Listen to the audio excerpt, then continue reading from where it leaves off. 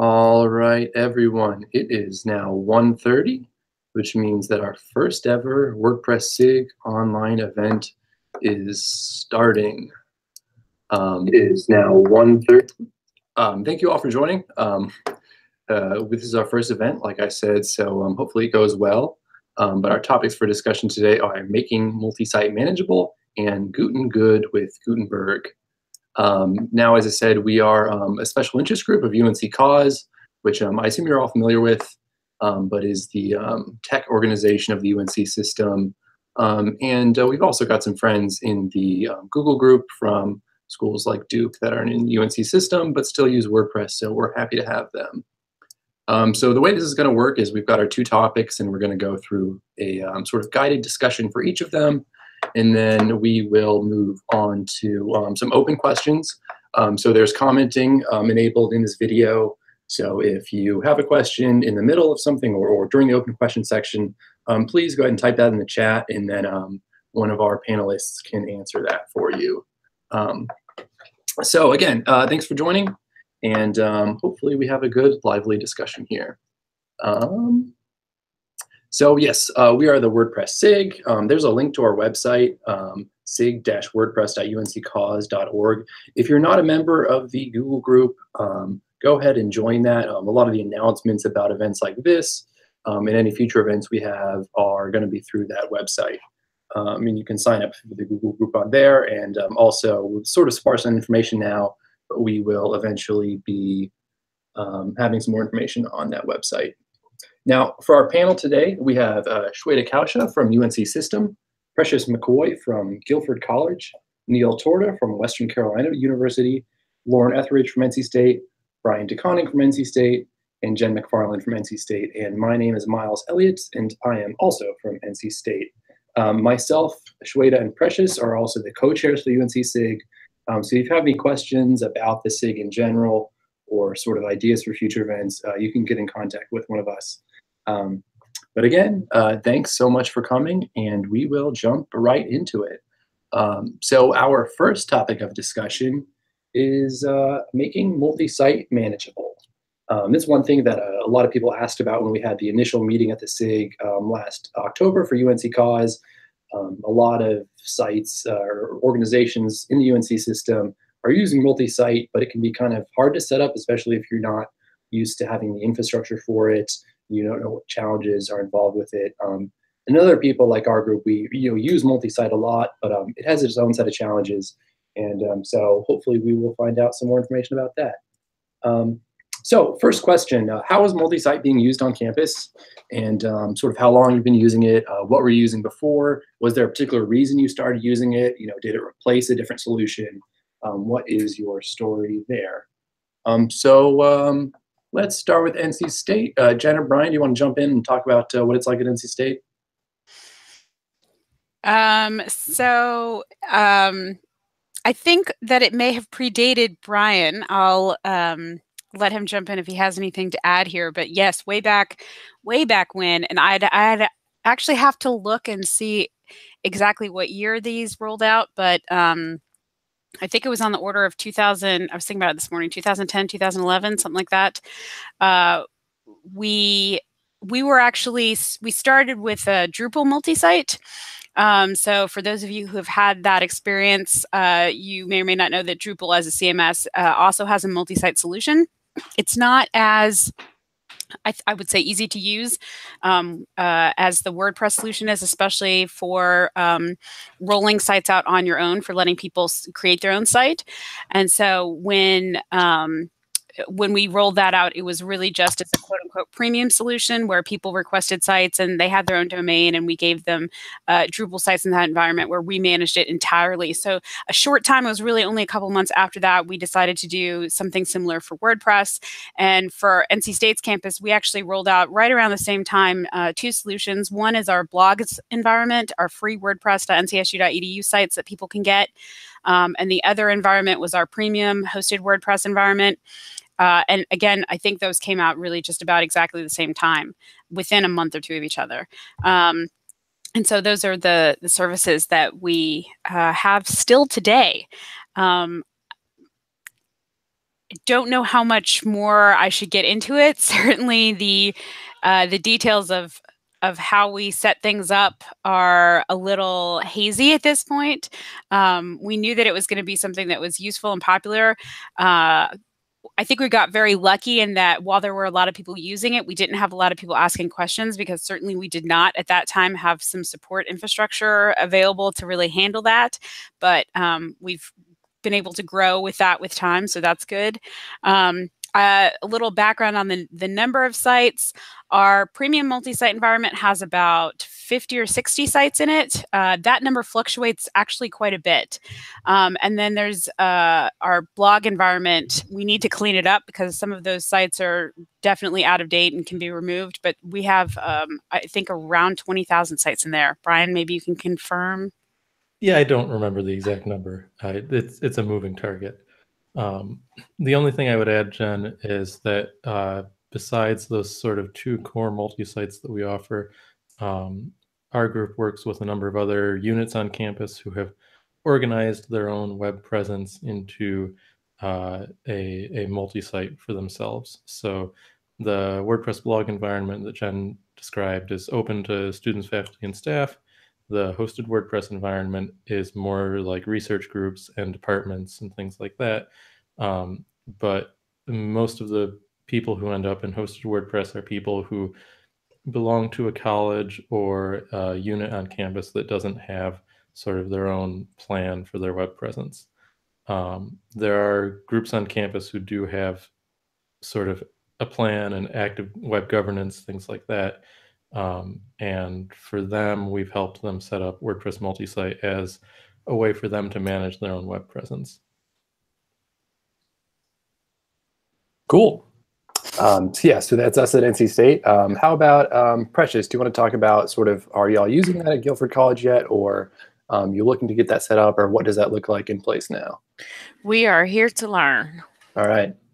So do you have anything that you're using currently, sort of, that you might replace with multi-site, or is it going to be a completely new service? Yes, we have a lot of isolated sites, so that's why we're trying to figure out how to get it under one umbrella. Mm-hmm. And Shweta, do you have multi-site for UNC system? We do. Since Jen mentioned the date, I went back to look at the first date we created a site.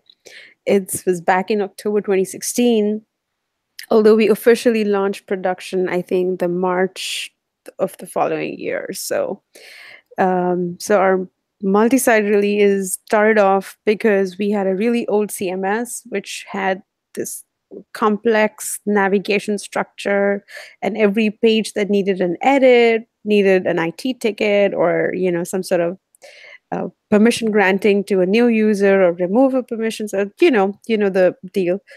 So all of the departmental sites, the marketing sites, and even our HR website, all of them are kind of they needed a platform, a single platform. So WordPress came in handy for that. And that also reminds me, our CMS obviously was, while it was clunky, it was I'm sorry, I'm trying to use the right word. It fulfilled a need for custom applications. Like if you wanted a custom search, which was like indexing PDFs and stuff like that, there was somebody who had coded it in, and it was working just fine, but it just looked very dated and people couldn't maintain stuff. So we're trying to get all of that to a WordPress platform. So a lot of times, I'll speak about it when I speak about the challenges, but we do have a multi-site. The number of sites is 43. Mostly not very heavily used, but once HR is going to be fully launched, it'll get good usage. And we also stood up a separate standalone WordPress, not a multi-site though, for another campus to kind of work on it because they're doing an LMS. So just one multi-site, but with 43 sites. Cool. And Neil, what is the story of multi-site at Western?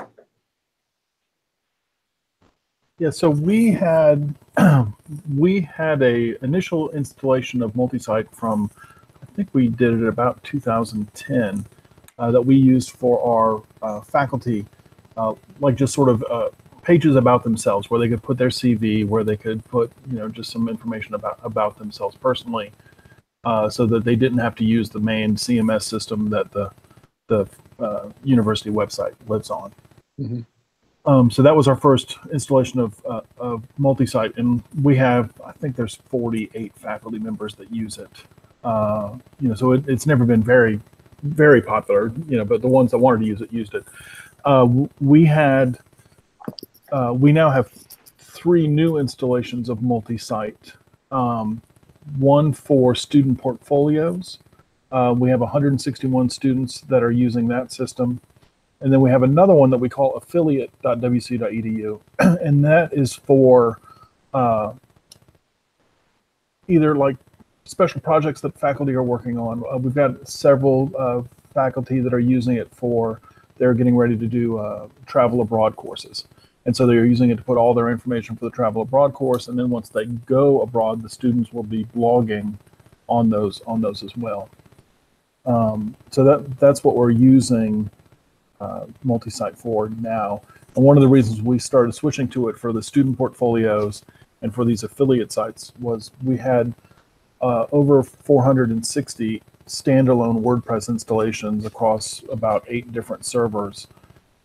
And I was the only one managing it. And then I just got tired of, just spending all my time updating WordPress sites. And so I'm trying to consolidate into these multi-sites where I just have to update one thing, not go to all the different sites to update stuff. Cool. And that sort of leads us into our next sort of topic of discussion. And I guess I'll just ask a question right back at you. How did that go, migrating all of those old individual installations into a single environment? Oh, well, we haven't migrated them all yet. So a lot of those are actually still live, but we are slowly migrating them. A lot of those were student portfolio sites as well, and so as those students are graduating, we're just decommissioning those sites. So we're not going to be keeping up a lot of those. There's probably maybe about 70 that we actually do need to migrate. We've moved about 30 so far, and there's about 70 left that will be migrated into the other system. Mm-hmm. But the migration actually has not been that difficult. The biggest problem is theming. They had used, because those individual sites, they were able to install their own themes, and so there's a lot of stuff we've had to do with the cleaning, and that's why we haven't moved as many. That's why we haven't moved all of them. Just trying to figure out, all the ones that were using just the standard WordPress themes, we just moved those right over because that was the easiest ones to do. But the ones that are using custom themes and have done some good work on them, we have not moved those over yet. Yeah. So, Jen, when the multi-site was initially set up for NC State, was there any, you said there was Drupal, was there a migration process for moving that from Drupal, or were you mostly creating new versions of sites, or a similar situation where you were just having sort of old sites that weren't being used? This was not a replacement to Drupal. This was another service alongside Drupal. NC State had continues to have a real problem committing to one tool. We've actually gotten much better. We're pretty much squarely in the WordPress camp now, but for a while there were 2 people in my unit, and one of us did WordPress and one of us did Drupal. And so one of us did a Drupal multi-site environment and one of us did a WordPress multi-site environment. So, we learned from each other, but not exactly. So no, we didn't transition anything in to start. They both were blank canvases from the very beginning. We had a couple of sites that we did sort of seed the premium space, the hosted WordPress environment with, because we knew that we needed to host them and we didn't necessarily want to install individual sites for those. And so we figured that we should, quote unquote, eat our own dog food and put a couple OIT based sites into that hosted WordPress site to start. So that was a good service that worked out for those. But yeah, there was not really any migration, just sort of pointing people to it and letting them go to town. Yeah, it wasn't until more when I was hired, which was in 2014, that we decided to really consolidate on WordPress. And that's when some of the migrations started. But that was less of a, I guess we let Drupal sort of come to a sort of quiet and natural death. at least We didn't force it, yeah. Yeah, at least in terms of the Drupal installations that our office was supporting. And to be clear, these got set up in, I went back and looked, in 2012, not 2011. I was off by a year, I'm sorry. That's okay. So, were those hosted sort of alongside where you were doing the single installations, or did you have a new hosting platform for that? Did you have to do a special server, or what did that look like? Yeah, so we knew pretty early on, especially for the free service, that it was going to be really popular and that it was not going to suffice to live in most of our stuff on campus. We have an old file system, Andrew's file system, AFS, for a lot of our content. And I think at that point we had started to make available what we have for most of our web hosting on campus now, which is NC State hosted web VMs that have cPanel on them. So that's our primary web services environment at this point. And we knew that neither one of those was going to be ideal for a service like this, especially anticipating that the blog environment was going to grow that much. Like Neil talked about, we anticipated there would be student portfolios and lots of other projects in there. And this wasn't targeted. It was just really open, so people could use it for whatever they wanted. And so we got servers for these right off the bat. So we were granted a server for the hosted Drupal, a server for hosted WordPress, and a server for WordPress blogs. And we even had one extra one, I think, that was set up as like a test that we didn't do anything with because we didn't need to, as it happened. And that got repurposed later into what we have now as our student orgs environment. Actually, no, I'm sorry, that's not true. The Drupal server got repurposed for that because we didn't need that anymore. So yeah, we have 3 distinct servers that are all running their own large multi-site environments. And Shweta, what does UNC System do for the multi-site? Do you use an internal service, or are you going through a cloud provider, or how does that work there? It's all internally hosted. We are very skeptical. By we, I mean certain people in the organization about cloud providers and stuff. So yeah, I think we don't really know the scope. And even now, it's just like a baby multi-site compared to some of the campuses that use multi-site for their students and faculty kind of usage. So yeah, I don't know what the backend truly is, but it's not like a dedicated server. We are just one of the many sites that we have. That we host on the servers, and it just I speculate that soon enough we are going to get some customers who are going to complain of certain issues of speed or anything else, and then they're going to want more bandwidth. But for now, I think it's just like any other site that they host. Mm-hmm. So did you have any concerns sort of in this before you started setting up, when you were starting to move? Was there anything you ran into that sort of surprised you? Well, when we started WordPress, I was brought into the room and they told me that, that old site, we're just going to try to put it on WordPress. And there's this guy that we met at EDUCAUSE, and he's going to come in and talk about it. And we're just going to take a sleep. And that guy was Brian. So he provided kind of like the basic, how to proceed. And then I just kind of took it from there and learned my way. So there were many concerns. It's like, how do I do this? But then a lot of them were alleviated just by some guidance from NC State and Brian. And that guy's sketchy. I don't know why you trust him. Yeah, I wouldn't trust him with anything. I don't think. I hadn't met you, Jen. I would have taken your word over his otherwise. I'm delighted to hear it. Thank you very much, Rita. See, yeah, very trustworthy. Oh, yeah. So yeah, I think we're just going by kind of like how he gave us a head start, and then just learning our way through it. And I'm the only WordPress kind of person who is, I'd say it's my full-time thing, apart from some of the other stuff. But what it has evolved into is not so much just WordPress. It's been, how do I make WordPress interact with data from here, and how do I make some of these things more intelligent? Like, it's become more like an application coding, like custom coding. So that's also my concern, as in the future where it's going to take us. Mm-hmm. So, Brian, give us a quick preview of what that spiel looked like walking into that room. Talking about people, what kind of questions did you get from them? I don't know if you've done this for any other organizations, but sort of, what do you tell people who are getting ready to go down this process of setting up a multi-site? There was a little while where I felt like I was taking my WordPress show on the road. So I spoke. I guess it was an hour and a half, something like that, hanging out with Shweta and the others at the UNC system office. And then sometime around that same time, some folks at ECU reached out, and I did a I did a video chat with them, talking through some of what we have set up at NC State. I really worry that people are using what I have to say to set up, make important decisions about their WordPress environments. It's too late now. I hope it turns out okay. But yeah, so mainly I walked through, the way we have ourselves organized at NC State, and some of the tools that we use to try to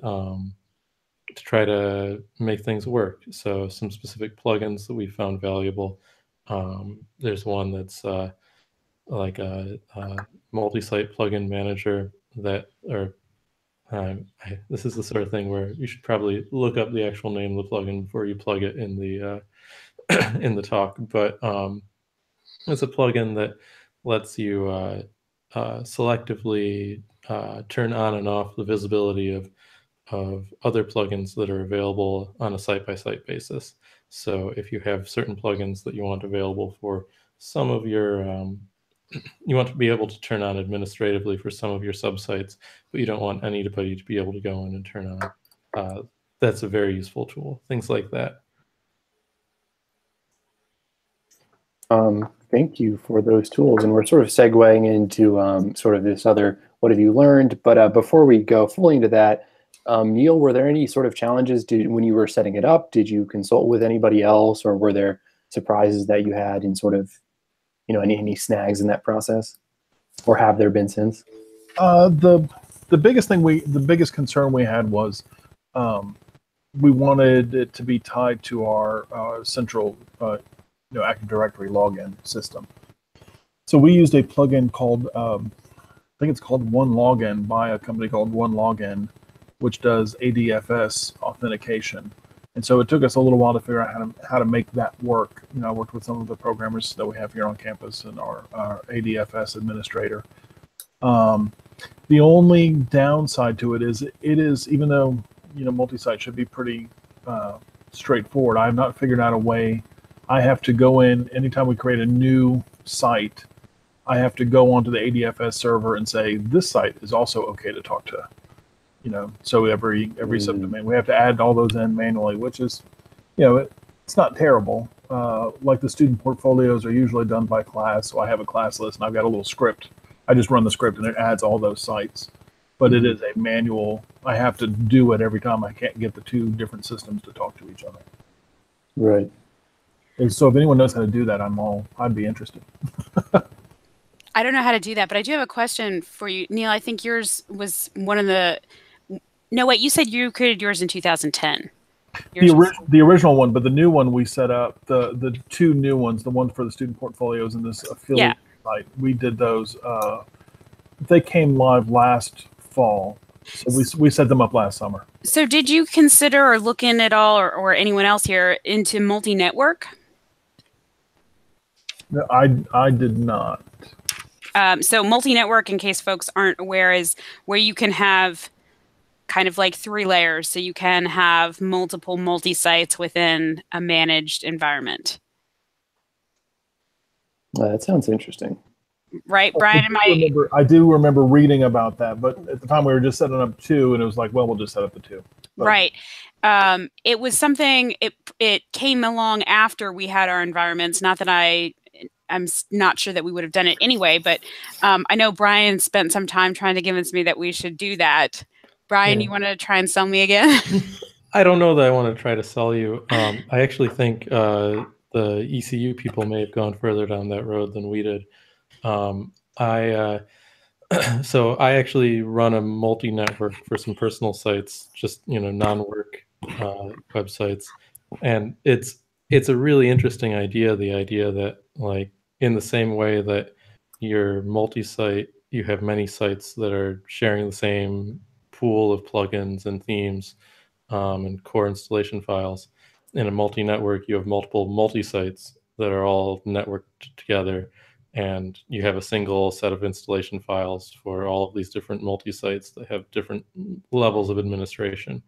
I think it's one of those things that, like, I think the plugin that would enable multi-network is one of these core feature plugins in the WordPress world, where it's under consideration to be a part of WordPress core someday, but I think it's one of the neglected ones. There's not a lot of development energy going into it, and so it's this neat idea that nobody's really pursuing as deeply as they could be. I have a question with that, Brian. Does multi-network make it share the user base as well? So you can, I believe you have separate user bases. Okay. It's separate databases. Right. Or at least if it, oh geez, I'm trying to remember how I set it up. It's been a little while since I really dug into, like, how the database is set up.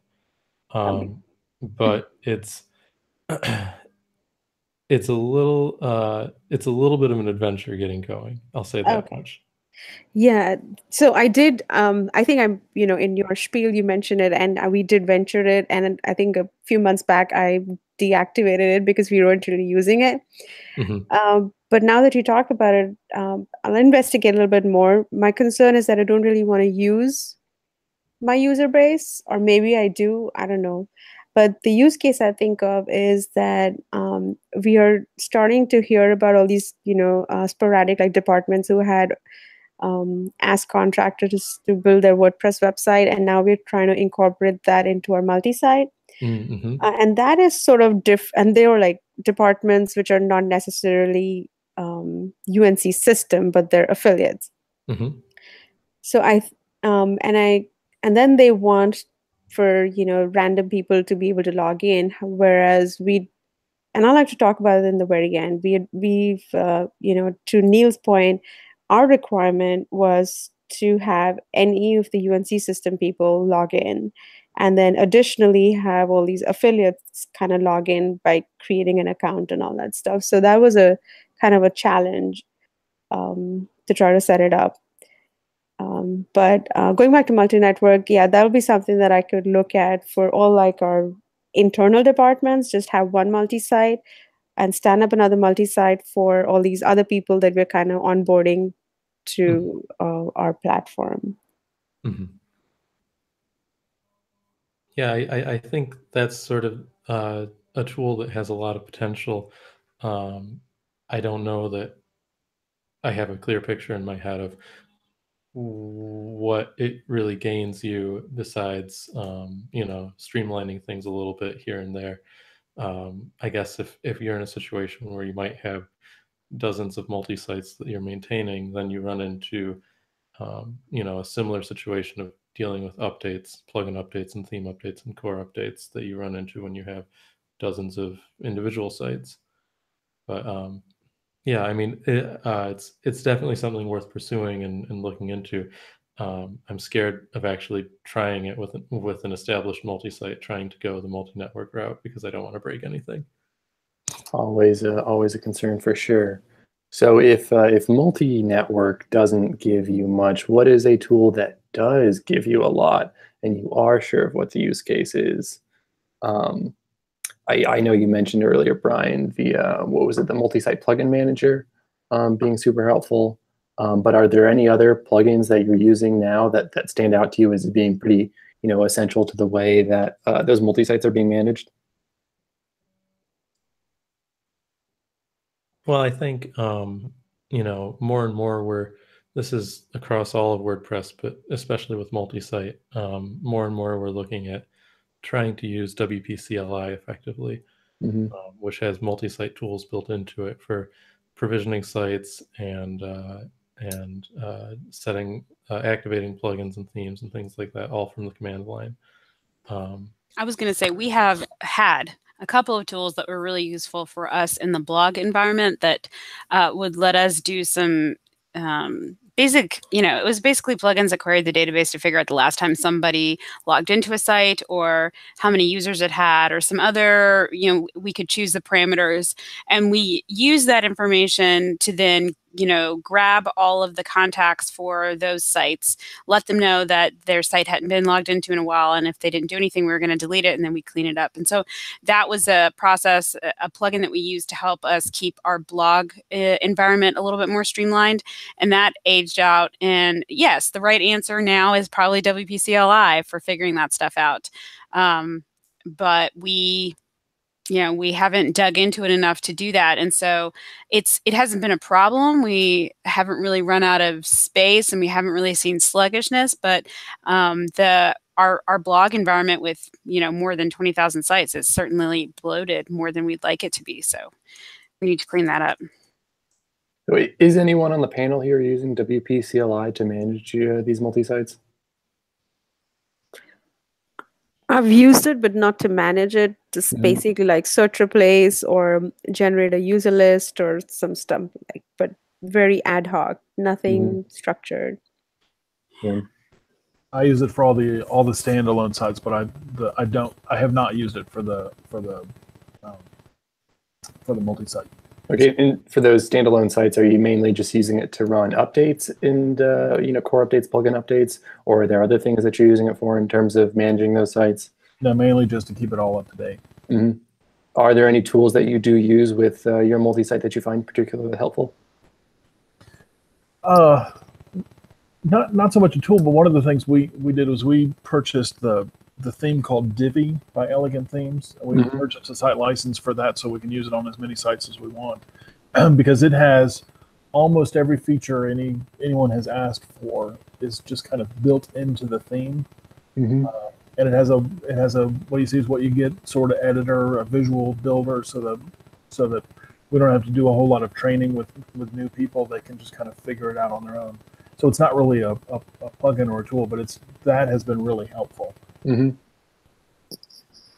Yeah, high five to that. We went with Divi as well, and that's for editors and site maintainers who want to do a little bit of a learning curve. That once they get the hang of Divi, they're just on their own. So is that a sort of, I guess, were you doing anything else before you had Divi that sort of, were you doing sort of ad hoc one-off things for people, or was it just that if they wanted something they didn't get it, or how did that work that sort of led to you choosing Divi? We had somebody who had experience with WordPress in their personal life, and they said that if we have to go the WordPress route, we have to get Divi. So I don't know, I just Googled it up and it looked okay, and then we went with it, and it seems okay for now. It's just a little heavy for the editor site to load up. And I'm a little skeptical of using the visual builder for like when it's in the front end side and trying to click on that, and it gets really and it gets messy with if you have short codes on the page. But overall, I think the experience of using it, because the way it lays it out is in blocks of content and how you laid your whole page out, and it seems to work fine. I'm not familiar with other page builders really, so Divi seemed to have been a decent choice. Now, Jen, Lauren, or Brian, do you run into the same issue at State, where with having to do customization on sort of a site level basis? Are there any tools that you use to sort of do that same thing to allow people to have sort of more control and not requiring, a developer on every call to implement a feature? I will say that one of the things that's most interesting for us, and this is my perspective, I haven't really talked about it with my other guys, but I'll be curious to hear what they say, is that we get so few calls about the blogs environment. Also, I'm a giant liar. I said there were 20,000 sites in the blog environment. It's because I'm bad at zeros. It's actually I thought it was 2,000, and I was like, it's more than 2,000 now. It's 3,000. There are 3,000 sites in there. So not 30,000, not 20,000, 3,000, but still. so the thing with the blog environment is, I think possibly because it's free, our expectations are incredibly low.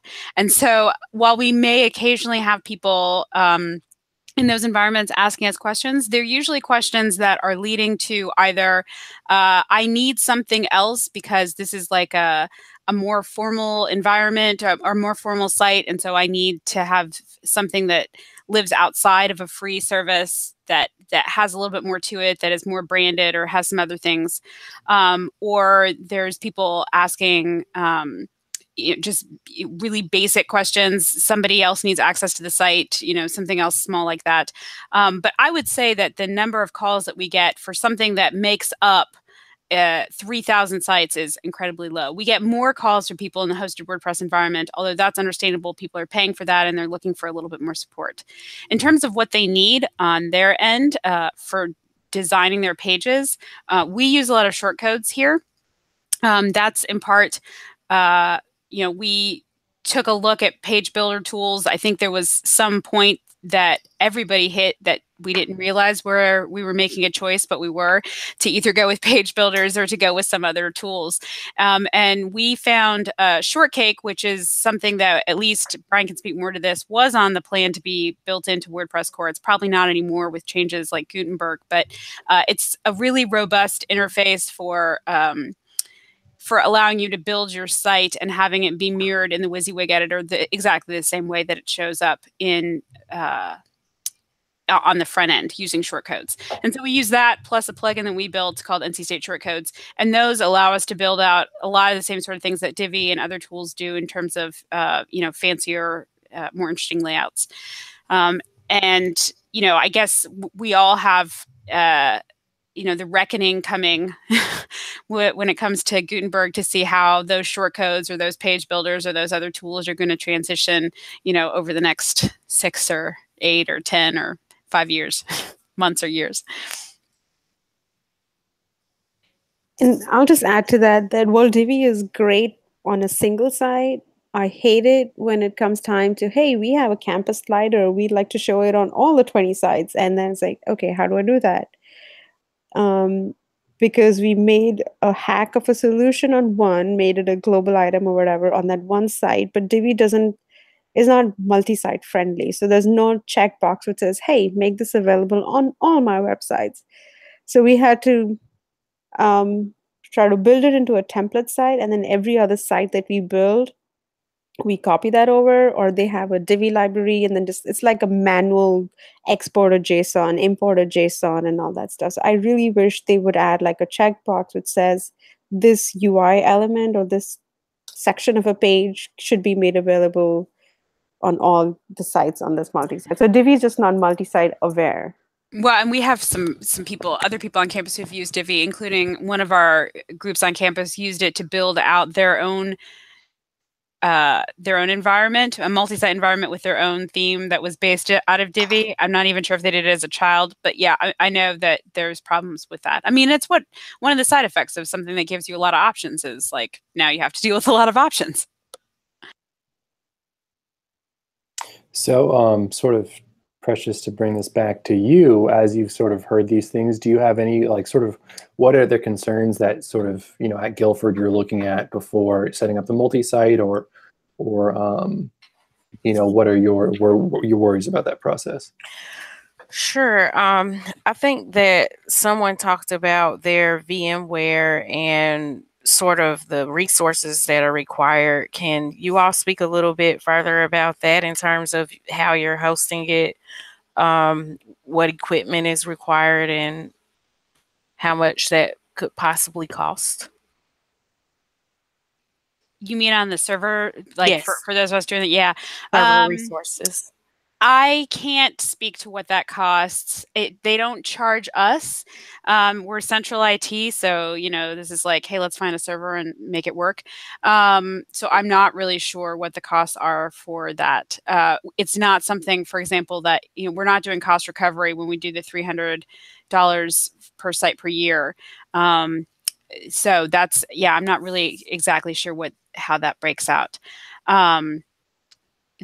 I would have to look up the specs in terms of like the memory and all the other stuff that we're doing. I know that we've had to bump up space and memory for all of those servers several times over the course of since we did this in 2012.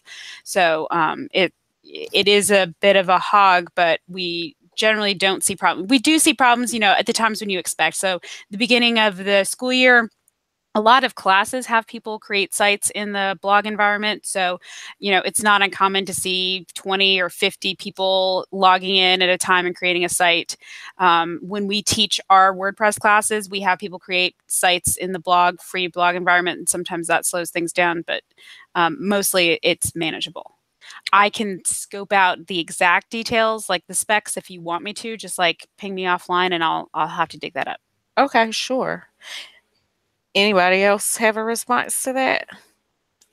We're at Western. We're using three. So the web servers. There's three load balanced web servers with a shared NFS backend that's attached to a big mass storage device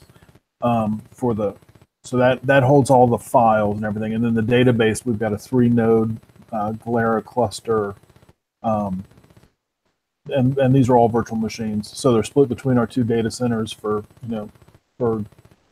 in case something happens in one of the data centers, everything still stays live, and the load balancer just shifts things back and forth. And we've not had any issues with slowdowns or anything either with that. And they're not terribly high-end machines. I think each VM only has like 4 gigs of RAM or something like that. Okay. We're a much smaller campus, so I'm sure we could cut that in half or even more. The other question that I do have is maybe what your update schedule looks like normally when you're running your maintenance. I know that it's faster and that you're able to do it a lot easier, but what does that look like for your custom code as well? What kind of issues have you run into on that end?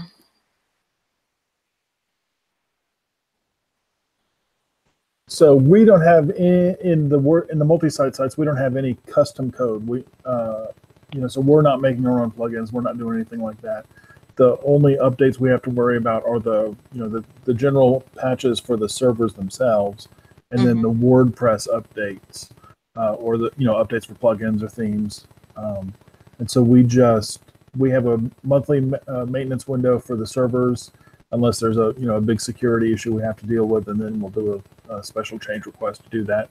But since they're load balanced, we can, the system never actually goes offline. We just roll through the different servers and make sure everything comes up okay. Okay. That's a great question, because I feel like my process is quite lame or really not sophisticated enough. I just kind of pick a day that I don't have anything else to do. And, I try to do like all of my updates in dev, the dev instance multi-site. And then I maintain like a Google Doc, and I go through like my previous and my old version, and then do update. Fingers crossed nothing will break. And then just kind of, that's it. I wish to enhance that process and make it better. We do have custom plugins, but then they don't really get updated. I update through SVN, not through the WordPress update thing. So that's kind of lame, and it's working okay now, but I'm pretty sure it's going to break at some point. Yeah, our custom plugins and themes that we build, I think we sort of hope, like, so long as we're following good coding practices, they won't break. And if something breaks, then we break into a panic. But in terms of other plugin and theme and WordPress core updates, we've been trying to establish a habit of updating all of the sites that we manage, all of the multi-sites that we manage, about every 2 weeks. Just setting aside time, usually on a Friday, to go through and make those updates, and again, sort of hold your breath, hope that nothing breaks, and check a few sample sites, and and watch for any support tickets to come in. That sounds about right. One thing, I mean, not to hog the thing, but one thing I've noticed, and I just did an update last week, I think.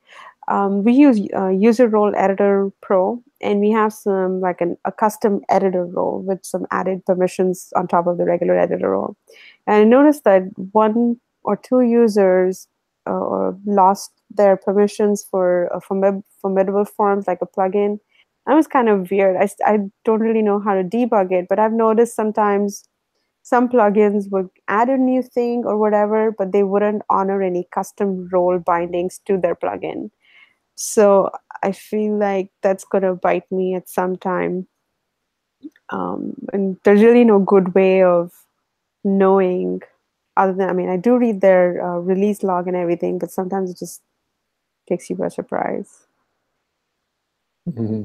Yeah, I know that's something that I've seen in places where you update something and then it doesn't break in a huge visible way, and it's hard to keep track of, because we have a wide slate of plugins we're using, and so there'll be times when there's some issue, but we're not able to read the release notes, and then it becomes kind of hard to track down, because it really relies on somebody, the end user, seeing that and reporting it to us, and then we've got to go in there and then try and diagnose that, and it's a lot of times not obvious exactly what happened. Right. Sometimes the best way is just tracking those kind of bugs. Like, I have certain updates that I do in other projects where there's this one particular premium plugin. It involves repeater templates, and the repeater template that's involved in this project is custom, but every time you update the plugin, it reverts back to the default template that comes with the plugin, and it will break the entire site. So I just have a little note that tells me every time I do update this plugin that that's going to happen, so I know right away. And if I forget and don't mess with this project for a very long time, that's going to happen, and I know right away what's going to happen. So I just have like a little note in a notebook or in a note somewhere on my computer that tells me. Sometimes you just have to keep notes.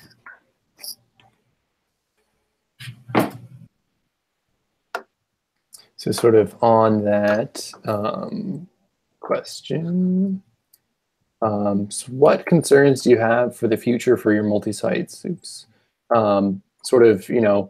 What problems have you run into? Are there things you're going to be worried about that's going to, issues with your multi-site? Anything tools you wish existed? I know we sort of talked about this a little bit.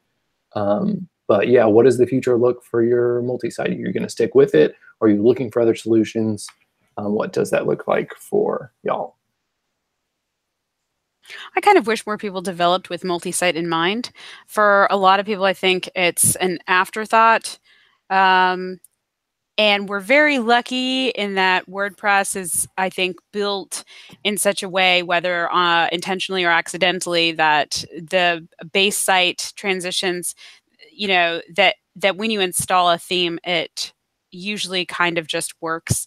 But it would be nice if there were some extra options that might be made available, or some other defaults. If anybody, when they were talking about how to build a plugin, maybe even stopped and addressed that perspective of multi-site development a little bit more, would be my thought. And I'm a little bit afraid that one day that that multi-site might pull away from WordPress core or a single site a little bit more, and that will cause problems. That's always a fear of mine whenever I do an update, because it's weird and hard to diagnose things in that environment. Anybody else have things you're worried about moving towards the future?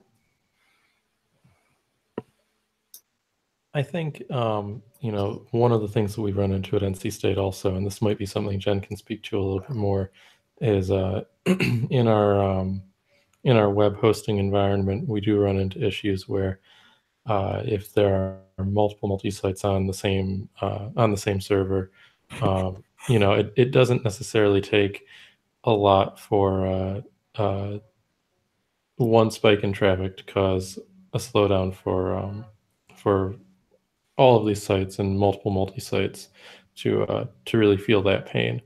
And so, this is less of a WordPress multi-site issue as it is a load balancing issue and web hosting sort of how we plan and provision that. But that's sort of, when you do have a situation where it's easy to add another website, with a one-click sort of, and here's another one, and here's another one, and here's another one, you do run the risk of growing past your capacity to support that growth. Yeah, my concern is with the authentication piece, since we're using this sort of custom built tie-in to our ADFS, and I sometimes hear the people in charge of all the accounts talk about, oh well, we're going to move to something else. I'm like, oh no, don't do that, because that's going to break everything that we've got set up now. So that's where I'm not so much worried about the multi-site itself as how it then connects to other systems. Mm-hmm. How have you thought of using shibboleths, since you already have it in your repertoire? We had looked into using shibboleth early on, so we went with this one login plugin a couple of years ago for all the standalone sites. We started using it there, and we had looked into shibboleth at the time, but we were not able to get any of the plugins working with our system. I don't understand how any of that part of it works. I'm more of the actual system administrator side. I don't do any custom coding or anything that myself. And the guys who are handling our accounts couldn't figure out how to get it to tie in. Gotcha. Yeah, so we went with one, like we were able to get this one to work, and I just pray that it stays that way. Just a quick question. Does your multi-site, is it a subdomain or a subdirectory? It is, they all have the same domain, and then they are subfolders beyond that. Slash whatever. Okay. Right. So our multi-site is the same way, and it was challenging for me to figure out a subdomain multi-site and make it work with shibboleth because of some cookie issues and stuff. I spoke to a lot of people, and short of them actually getting dig deep into the code and stuff, trying to help me, nothing that was recommended would work. So we ended up with being one domain and then slash whatever your website.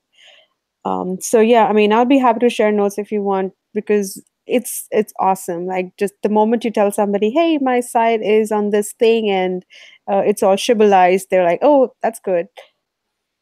So yeah, I will take you up on that. Okay, great. Also, Neil, if you're looking at the comments in the YouTube channel, but Brooke Tester from UNCG just said that they're using shibboleth for WordPress authentication, and to let them know if you need more information. So I can give you his email address after this if you want me to. Yeah, that would, and then maybe y'all can connect up and talk about that. I know at NC State we use a plugin that was developed on NC State's campus that authenticates the shibboleth, but I'm really clueless about the implementation of that because a lot of the specifics of the SP is beyond me. Yeah, we really like that. And we were actually playing with the shibboleth plugin before it's our engineering department that has their own developers in there, went down the road of building this plugin. And it does more than the shibboleth plugin does. So we went that route. I have never tried to implement it in another environment using shibboleth. It's possible because there's like a traditional one, the first one that they did, and they're working on a second iteration now. And I think it might be possible that the second one would work more in other environments, not NC State. I think it's more university agnostic because the intent was to move towards an environment where you could be logging in with either NC State or some other affiliate access. But I haven't tested it. But I'm sure that we could share that, find a way to share that if we needed to, if people are interested. Yeah, and our shibboleth integration is through Wave. So it goes to a Wave page, and then people pick their own campus and then kind of move on from there.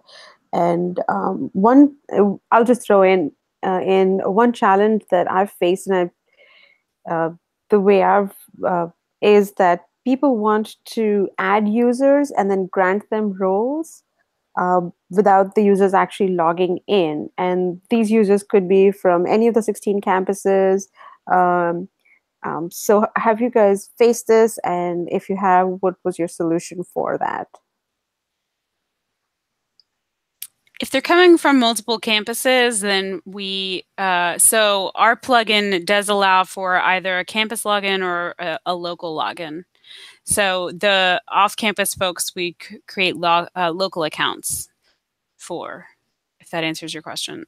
So do you create them in your like AD or in WordPress, and then in WordPress? And then those use, okay, so you have manually, so if there's like, 50 or 100 or 300 users, you'll have to create all of them. Yeah, so at that point, then the question becomes how much effort are we willing to put into this, right? So again, in our environment, using this plugin, if they log in, it will create an account for them using campus authentication if they have an ID that matches that in campus authentication. Otherwise, it defaults to a local. So it kind of solves the problem for whether it should be local or campus for you. I mean, with 300 people, I think I would probably say you're going to have to log in, right? Like, unless you want to go through some other way of doing some sort of script that's going to upload people, yeah, I think I'd probably cut them off there. Been there, done that. It's in production being used, and I'm like, all right. Yeah. HR wanted to, so it's kind of unique that we're doing. So they're trying to get their mailman interface management or user role management to WordPress. So it syncs up all their listservs based on their role membership in WordPress, and they kind of like it. But they didn't want all these people to log into the WordPress HR site.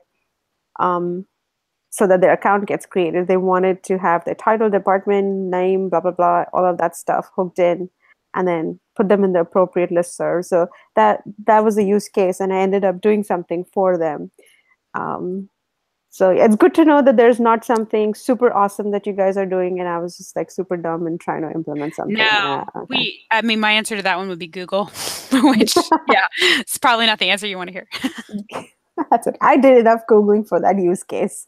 No, I just mean we have Google on campus. So it's easy for us to some extent to do lists like that. But in Google, we wouldn't, But we have Google apps too, but Google is not very good with, having somebody from like Western or from me to log in. Like you can't really, I can use my credentials to log into your Google instance and see a document. Like you can do link sharing, but you can't really truly share things, right? I have to have your domain access to access your Google stuff.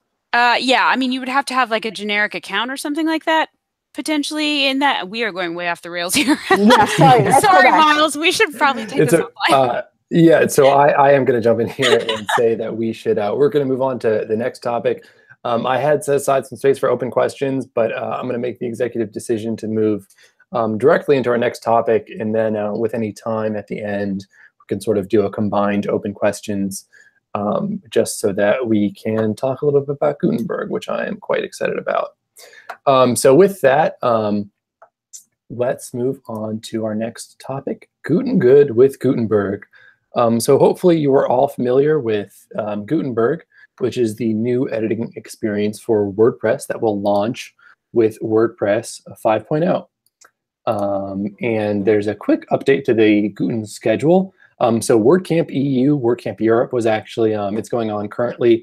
And this morning, or this afternoon in Serbia, but this morning our time, Matt Mullenweg, who's the founder of WordPress, gave a talk. And sort of from that talk, we've got a little bit more information about the schedule of when Gutenberg might be launching. So right now it's in beta, and sometime this June, this month, sometime in the next 2 weeks, I guess, they're going to do a feature freeze, a feature freeze, so that no more new features are going to be added to Gutenberg. And they're also going to let users on WordPress.com opt into Gutenberg as the default editor. And then in July, they're going to have a banner for any WordPress.org sites, which are probably most of our sites, inviting people to opt in to use Gutenberg, the plugin. And then on WordPress.com in July, it is going to become an opt-out feature. So anyone is going to be using Gutenberg by default on WordPress.com in July.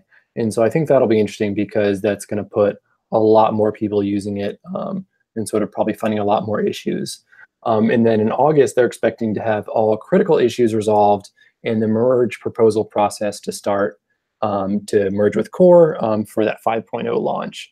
And then beyond that, it's sort of unclear. Those merger proposals take a variety of time. Certainly, it's a pretty big change to WordPress, but also I know that it's pretty important to them. So it's probably going to get the fast track there. Will they keep this schedule? Who knows? But that's where it's at now. That's the latest information from WordCamp. And I know Brian follows the development pretty closely there, so he may have some more opinions from that. But with that, let us move into GutenGood with Gutenberg. And so generally, let's go around in a circle and ask, where are you with Gutenberg? Have you done anything with Gutenberg yet? Do you have plans for Gutenberg? Are you sort of waiting to see how things shake out with, WordPress.com and other people? Or are you, sort of really diving all in with Gutenberg? What does that look like for y'all? Let's start with Neil. I have not done anything with Gutenberg yet. Okay. I'm just now starting to read about it and see what's going on with it. So I really don't. I haven't even really started getting involved with it at all. Mm-hmm. Precious, where is Guilford at? I actually installed it on a test server here, but to be perfectly honest, I did that and I haven't really touched it ever since. I think I may see how things shake out really, because I can't afford to be an early adopter on our campus. Yeah. Shweta, has a UNC system, have y'all done anything with Gutenberg yet? No, we, as much as I have wished to, I'm just kind of like in our safe zone with Divi right now. Mm-hmm. Yeah, that's one thing I guess I can speak about NC State, because that's a lot of what I've been doing. But we have been pretty fortunate to be able to spend some more time with Gutenberg. So what we're doing is we're making a WordPress plugin for a bunch of Gutenberg blocks. It's going to be sort of a library of blocks.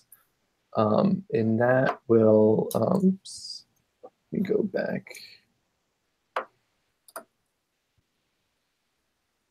So we'll sort of skip over that question, and because I already know about NC State, and sort of combine that question with how are you feeling about Gutenberg. So Lauren, do you want to kind of answer both those questions at once, sort of what our plan is, what we've done with it, and then how you're feeling about it? Are you excited about it, and how do you see it changing your work? Sure. Am I excited? Am I worried? The answer is yes to both.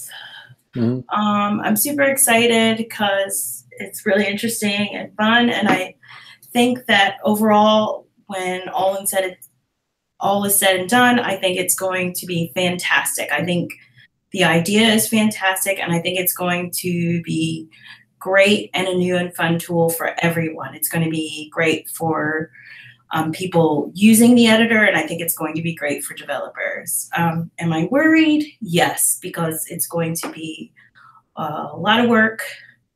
Transitioning all of our sites and transitioning, it's going to be a huge transition behaviorally and just a huge transition in general. I think humans in general are kind of allergic to change, and this is a huge change. But I think that I'm really fortunate to be on a team that is, I think, a little ahead of the curve, maybe. I think we went full in, and I think we've got a good plan so far. We're making plans to develop and are in the process of developing some custom Guten blocks to be ready for this change. We also have some preliminary plans to try to think about how we're going to transition some of our sites and when we're going to do that, and which ones are maybe going to be pushed off due to, it being, a little bit more difficult to transition them. So I think it'll be okay in the end. So I think maybe we're in a pretty good space. That's good. So when you're looking at those sites to determine sort of which ones you think are going to be more of a problem, what is your criteria for that in terms of, figuring out basically how much work is going to be to migrate that site to Gutenberg, or if any work at all? So I particularly like there are some sites where any sites that don't have any bells and whistles, like they don't have a lot of custom fields, maybe it's just a lot of content that is just text and images. Those won't be too hard to migrate. And we do have, quite a few of those sites. I think that those sites will be pretty easy to migrate over. But then we have some sites, along the lines, they're maybe in a more difficult theme. They're in a much more complex theme. Those ones will be a little bit harder to transition. And we want to really think that through and make sure we go about it in the right way. Mm-hmm.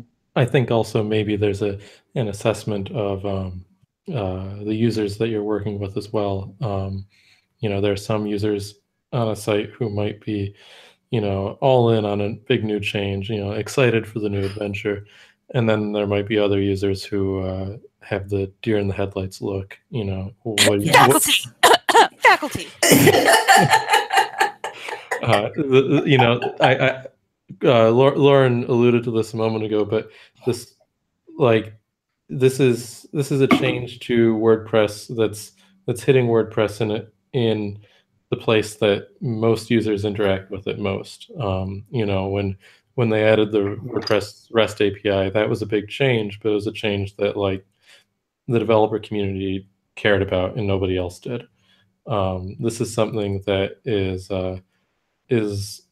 going to change how people use WordPress every day, and that means that it's a lot more casual users or less technical users, or just people who are going to have a harder time adapting are going to have to adapt. Mm-hmm. So yeah, I mean, sort of some of you at the campuses that haven't jumped so much into it yet, sort of how are you feeling about it? Are you worried that it's going to be a real problem for you, or do you sort of not so worried about it? Are you have concerns about your users? I guess that depends on your editing process, but like Neil, how are you feeling about Gutenberg? Well, so from what I've read about it, the things that they're saying that it will break in current sites, I don't think we really use much. We don't use, the custom fields and things, the sorts of things they've been saying that it will affect. I don't think is being used by any of my users. So for that, I feel pretty good. I don't think it's going to really break anything. I think there will be a lot of training that we're going to have to do with users on how to use the new editor and all that. But for the most part, I think it'll be okay. The users either they're pretty technically advanced and they'll get right in and do everything they want to do, or they're just writing simple blog posts and I don't think it's going to affect them. It's just, the editor looks different. So mm-hmm. I think we're going to be okay. Yeah. I hope we're going to be okay. When we did user testing, we gave some of the folks on campus that we work with a sneak preview a few months ago, including the lead IT person for the Division of Academic and Student Affairs at NC State. And I think she made a really good observation, which was that the people who she thinks are going to have the most trouble with it are people who, they only update a website once a month or once every couple of months. And even in the existing WordPress, they still have to, call and get help every time they want to publish a post or make a small change to a page because they're just not comfortable in it. So I think, it is a big change that you have to get ready for, but I think it's also maybe, it's still WordPress. People are still going to be able to figure it out, and the Gutenberg team has done a really good job of I think making the new interface friendly and approachable, and for regular, ordinary, day-to-day use, users who are comfortable in the existing WordPress classic editor hopefully won't get too scared. Mm-hmm. My only thing is I'm looking at that timeline and it's like end of August, we're going to roll out Gutenberg. And I'm like, does it really need to be like the end of August? Because school starts like August 22nd. Can we maybe like push it a little bit? Like, I don't need everybody to come back to campus and then the same week get a message popping up when they try and log into their website that says, hey, have you heard about Gutenberg? Yeah, that's definitely the timing thing is interesting with regards to the school year. Precious, how about y'all? Are you sort of looking forward to Gutenberg? Do you think it's going to give your users more power, or are you sort of worried about what the transition is going to look like? I would have a lot of concern about the transition here on our campus because a lot of our systems have been in place for a very long time. People are extremely used to it, but it's definitely time for a change. I'm excited, but it doesn't mean that the whole campus feels that way about it.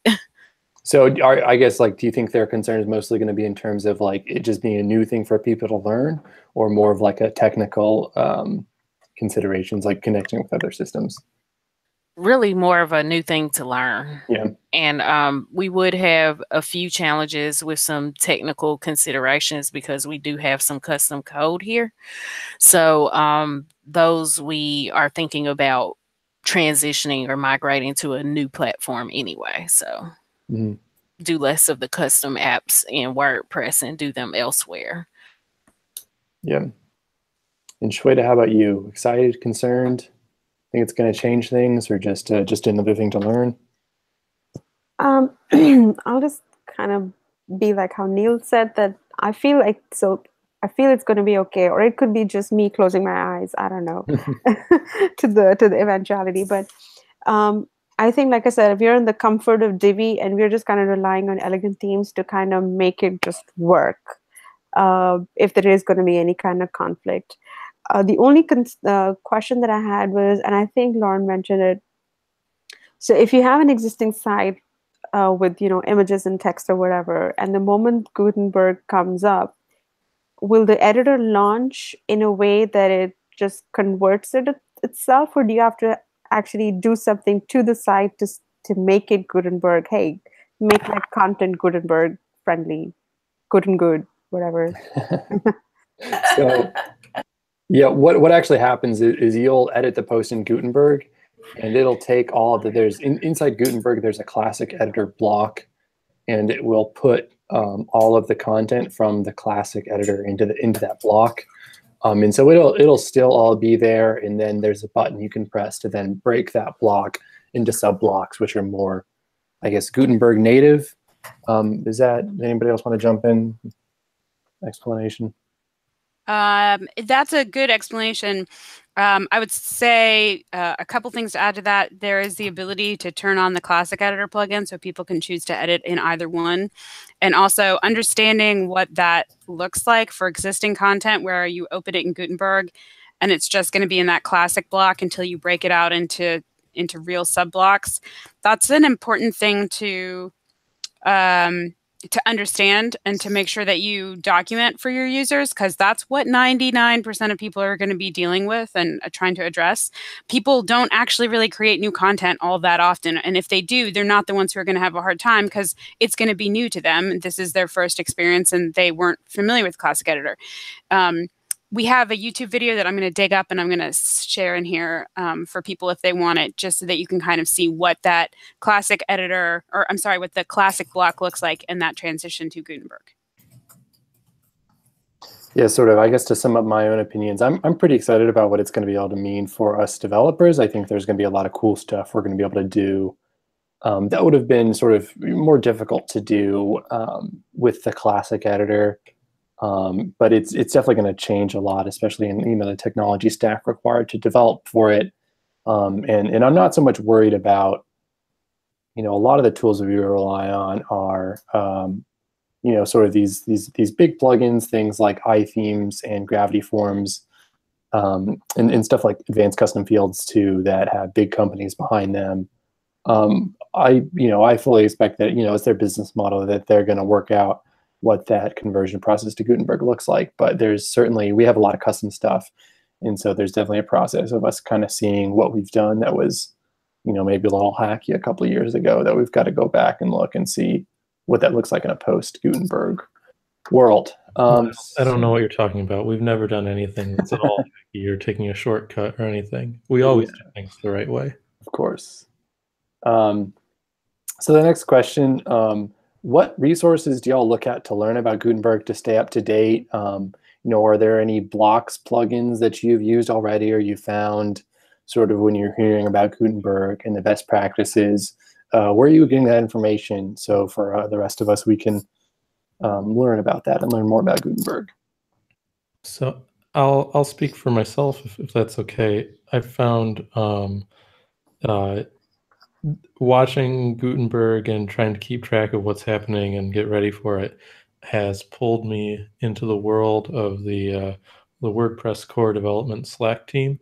I don't really comment. I just mostly sort of read and follow along in like the core editor channel, and that I find to be very illuminating, both both to see what's about to come, you know, what's happening in developing Gutenberg, but also understanding a little bit more about like the thought processes behind some of the new features. Watching the design change over time as as people are sharing screenshots of mock-ups with each other and things like that.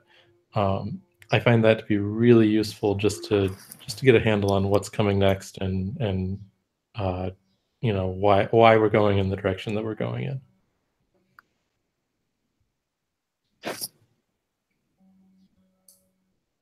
I know for me personally, I when I'm working with the blocks, a lot of the time what I'm doing is looking at the Gutenberg GitHub repo and just trying to go through and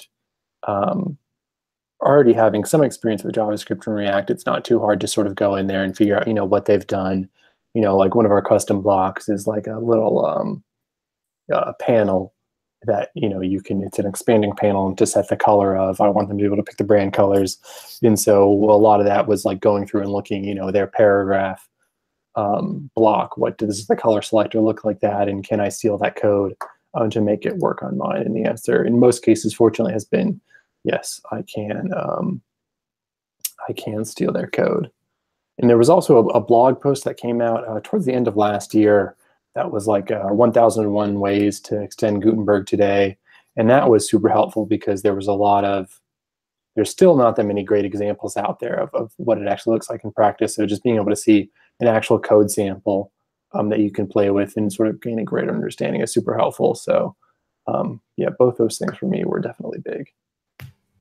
The other thing I'd like to mention in terms of learning about Gutenberg, not so much for us, but for end users, is that the most recent release of Gutenberg includes a new feature that's called the new user experience, which is going to give you the ability to, as you create a new block or something like that, add these little like user tips that will pop up for a first-time user to tell them, try doing this, try clicking this button, this is what it does, things like that. And I think that's, to me, that's really exciting to see WordPress moving in the direction of these sort of in-context help tips, and figuring out how to really take advantage of that as well. That being said, we haven't actually done anything with these little tips yet, so we'll see how that works. No, but I will say, like, that's something that very early on we were trying to figure out how to make something like that happen. Because if we can have that kind of stuff in place, and hopefully Gutenberg and WordPress community will add to Gutenberg with some tools before they roll it out. But especially if we can add our own tooltips that are specific to campus, that's great. I mean, that should really, I think, hopefully help people feel a little bit more comfortable knowing that there's some information in there. And as far as plugins go, I've been testing plugins that have been available since major releases of Gutenberg have been out for a while now, and there's quite a few out there that have been pretty good. There's one called CoBlocks, which was written by a group of developers that actually did some of the major work on Gutenberg, and it's really good. It's got a series of Gutenberg blocks that are like like accordions and some other things, but they're very well done. They actually function, and they're releasing updates as Gutenberg plugin updates are released. And so a lot of the plugins that are being worked on right now are functioning, but as Gutenberg releases more updates, they'll break because things are being cleaned up in the code and being worked out, and it renders the plugin that's being produced no longer functionable. But this particular one is really good, and I'm assuming it will continue to be good. But that one is one to check out if you're playing around with Gutenberg. No, also it's not a plugin, but a software package, Create GutenBlock, which we're working on our library of canvas blocks, and that's what we have based our canvas block plugin off of, is the Create GutenBlock, which is, if you're familiar with React, it's kind of like Create React app, but basically it's just uses NPM and will set up the whole environment for you for the block. So having all the JavaScript and the building, everything set up, so you can just sort of jump in there with your working example and start playing around. It's super helpful to be able to sort of jumpstart that development process instead of having to figure out everything on our own. Yeah, it's like a little scaffolding starter pack. It's really great. And I also, we talked earlier about WP CLI, which we don't really use that much, and we should probably use more. But WP CLI apparently also has a scaffolding tool for Guten blocks. So if you're already using WP CLI, you might look into that to sort of help you play around with that and make that stuff happen. Yes. It has some other built-in scaffolding too. It has a built-in scaffolding for just plugins as well. I didn't know that. And it has one for, I think, themes too. I've used the one to scaffold a plugin, but not for a theme. It has there's a whole bunch of stuff in WP CLI. Yeah, we should look more into that. Anyways, so for our sort of last formal question here, what do you think your post-Guten life is going to look like?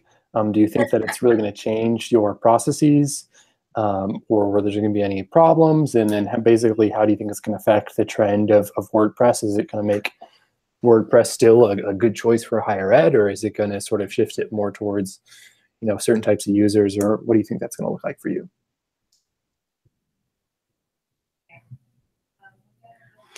I'll jump in real quick. All my other guys talked about how excited they were about Gutenberg, and I didn't get a chance to say I am also very excited.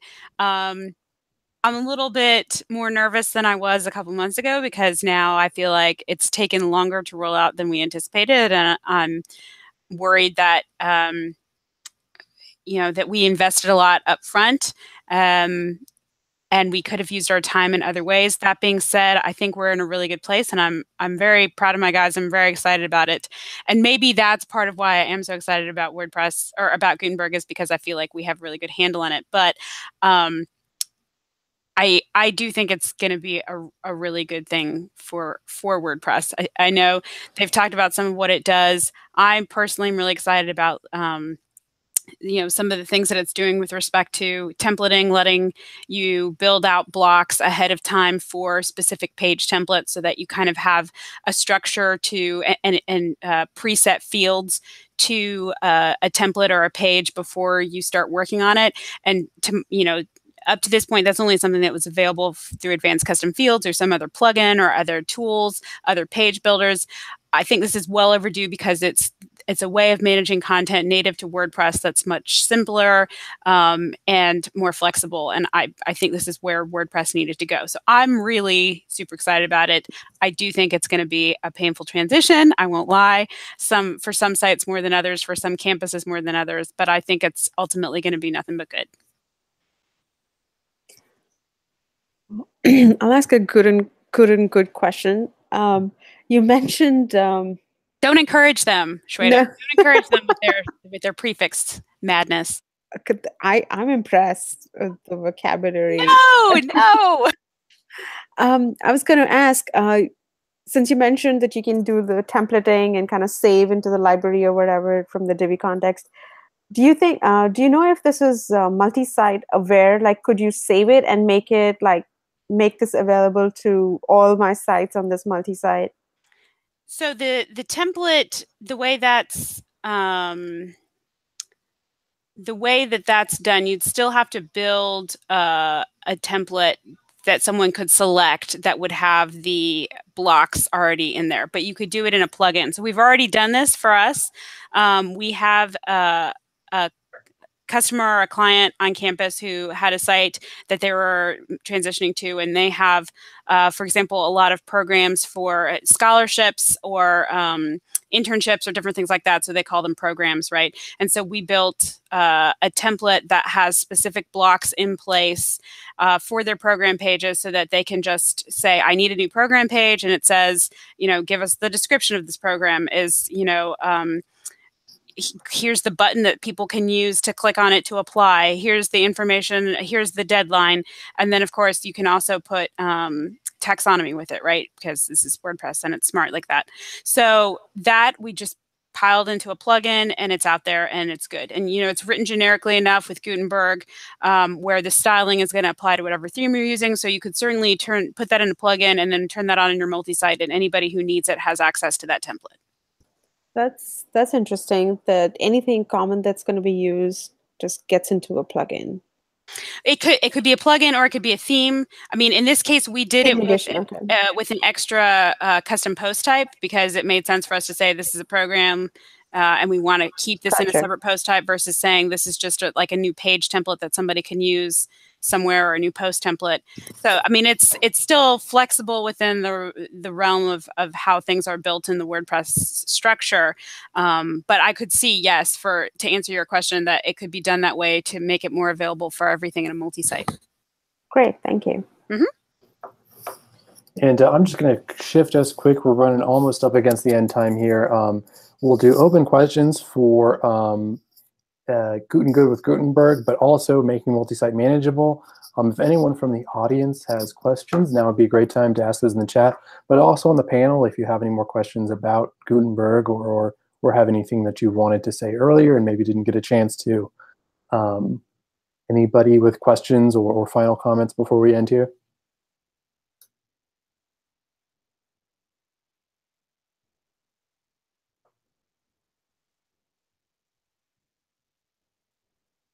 Yes. I was trying to get to my unmute button from my notes. So we started with like BB Pro, so learned it and experienced. We started off with network activating a lot of the plugins, and then we ran into issues, and then slowly tried to network deactivate and then individually activate based on some sites. One of them happened to be WordPress, and then landed into a situation where anybody who was a member of the WordPress user base, if they happened to visit a random website on the same multi-site, would get added to that site. And some of the site owners get freaked out that why is this person a member of my site when I haven't invited them? So have you ran into this? And if you did, what did you do to kind of make some sites completely secure where they have to be added and not just visit the site while being logged in and get added automatically? I personally have not seen that before. We have not used much in the way of BuddyPress. So is it anybody like from the public who has a WordPress.org account will get automatically added? Or just within somebody who's already a member of the network? Right. So for example, if I log in and if there's a site which needs to be super secure, CIOs only kind of thing, and assume that I'm not a super admin, I'm just like a regular person, and I find out the name of the site and I visit the site while I'm logged in with my credentials, BB Press would auto-assign a role to me, like a participant or something.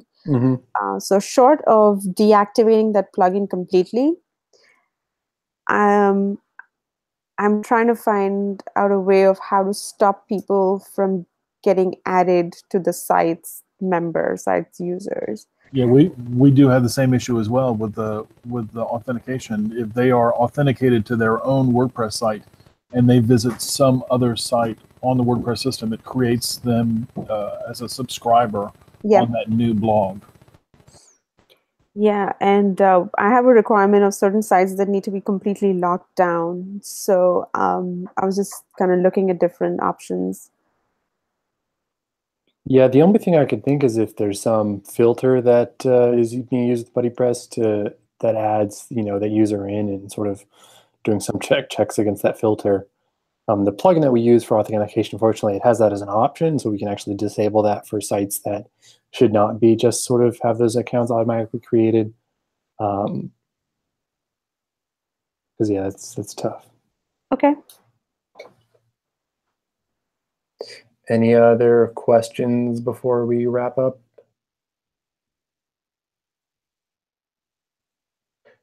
In that case, thanks everyone so much for coming. It's right about 3 o'clock now, so we will shut this off. But yeah, I will just say, don't forget, everybody, that you have until 5 o'clock, 2 full hours to submit talks for UNC Cause this year.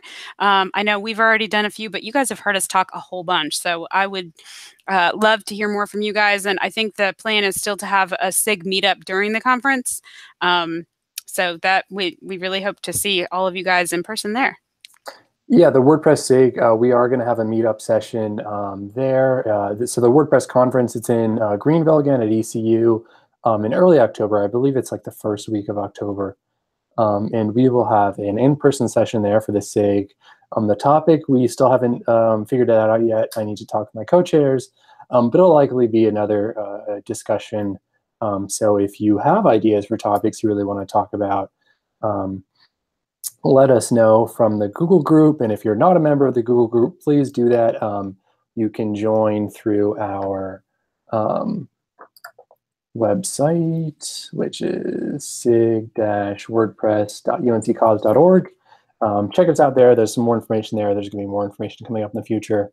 But yeah, join the Google group and you'll get announcements. You're probably already a member of the Google group if you're here, but if you're not, there's that information. But yeah, thanks so much for coming again. Submit your talks for UNC Cause before 5 and have a great weekend. Thank you, Miles.